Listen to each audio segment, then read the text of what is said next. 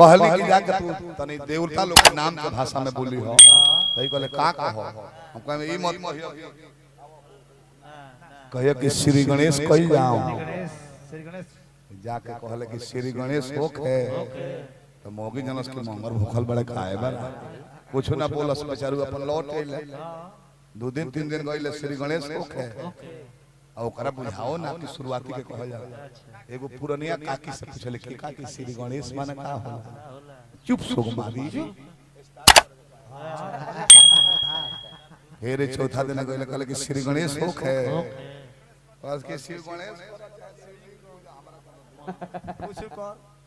अब शुरू हो गई भाषा होगी जान गल कि श्री गणेश हो के कहल जाला शुरुआती के जबकि हमने कि यहाँ कोनो काम करब तो होला कि श्री गणेश हो ना शुरुआत हो नहीं हर गइल मौगी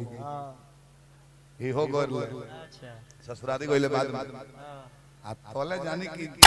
ब्यास में जान पहचान बा गांव भर घूमत घूमत 11 बजे रात के आवत रहे आ खाना लेके सास जो हतारी बैठी बैठी बैठी आई बाबा जी यही में आई धरी अब सोचले कि अम्मा जी श्री गणेश होखे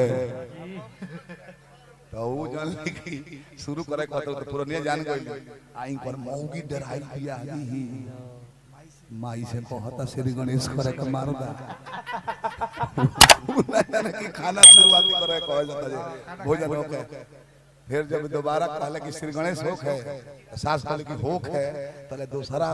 रूम में से सुनो तरी कर मौगी कि माई सावधानी से रे माई ओकर श्री गणेश बहुत लंबा चौड़ा हो देखिए कोहरा दे भाई जना में तो भाषा भाषा यही हो हमारे से फोन कर ले भैया बियाह भइल हो भाई केकरा से लड़की से आई हमारे कहले लड़की से कहले ना मुर्गी से जाय द तार लोग के भैंस से होकर साल में 2-4 गो पाड़ा आमदनी हो कहले कि भैया जाम सुहागरात मनावे का कोइल जाला कने तू जोई हो ना करे के नहीं खे जेकर जरूरत फील होई खुद आ जाई है हम कहने की जाके तने भर सब भाषा में बोली हो ऐसे कि छपरा जिला बहुत मीठ जिला हो बहुत हमने के तो गोपालगंज छपरा जिला इतना मीठ जिला हम ना देखा ए मालिक नो हरनी से फेड़ काट के ढाई दिलो रोज और बना कर के कट ले रोज एक हाथ चिरुआ मारत मारत में हरनी से ढाई दिलो इतना मीठ जिला हो फाइट तो ऐसे को चलेबे ना करे